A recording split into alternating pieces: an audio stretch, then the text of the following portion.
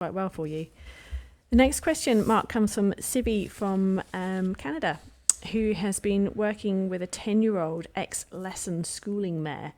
Now, Sibi describes herself as a bit of a beginner, and so this horse that she's pretty sure is a little bit shut down, she's had now for a few months, and very, very curious, very patient and very kind. If she's a little bit startled, she will tend to jump backwards, but she's never really been a problem to Sibi at all. Sibi's just wanting to do things in the right way herself, and she's been doing a lot of leading and trying to get that right. She's watched the video on how to quiet an anxious mare, and she found that very helpful. But now she'd like to learn a little bit more about how she can progress with her horse, perhaps in real world situations, or should she stay in an enclosed space like the arena? She understands there's pros and cons for both, but should she was she just wondering what your advice would be and where she goes from here, and should she also bring in another calm horse into either of those spaces? Very, very relevant question, and I think to answer it, I will just go on what I see as the common denominator in the way people operate their horses that I'm helping them with. So the common denominator is a lot of people expose their horses and slowly do certain exercises and then get to a stage that they want to ride out from the safe place. What can you do with your horse in the safe place? That's the question I'll ask. And do you notice that you have a set rhythm and routine in the way you do things? Do I always pull the rein at this speed? Do I always do this? Do I always back up and only ask for 3 steps at a certain speed? Do I always go walk and then I go for a little trot and then I might try a little canter and then am I always in this sort of set rhythm? So what I used to do starting horses before I rode out, if I was, especially the ones I was more concerned about, that I had a gut feel that I've really got to get some, things ironed out in this horse before I get out in the big bad world. So the big bad world has got big bad wolves that are going to scare your horse.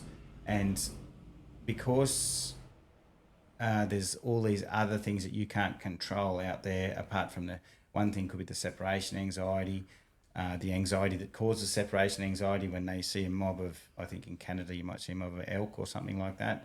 And then your horse gets worried and then all of a sudden you're going to be a bit more frantic, pull on the reins quicker. So the first thing I want you to think about before you stay in a safe environment, but do things at a faster speed, a little bit faster rhythm, ask for things a bit more immediately, just like if a horse float goes around a corner, a horse trailer goes around a corner, a horse has to balance immediately, otherwise they'll fall over, especially if the driver wasn't thinking and they forgot they had horses on board. The horses don't have time. They have to live in that moment of, this is happening right now, what do I do? So in riding and working your horse, you have to get them in the moment and change your rhythm.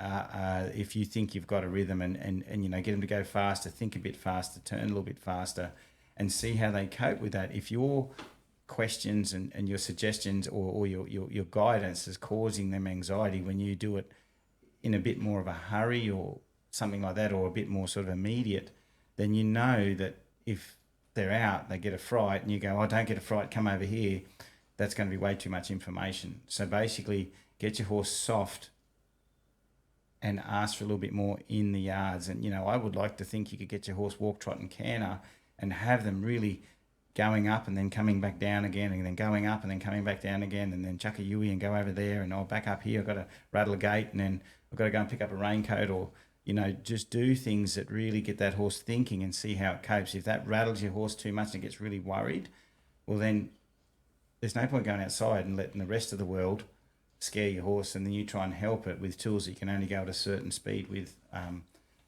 So if you can sort of think about that, practice that first, and then just go out away a bit and then come back again, and then just test that exposure, see how the horse goes with exposure.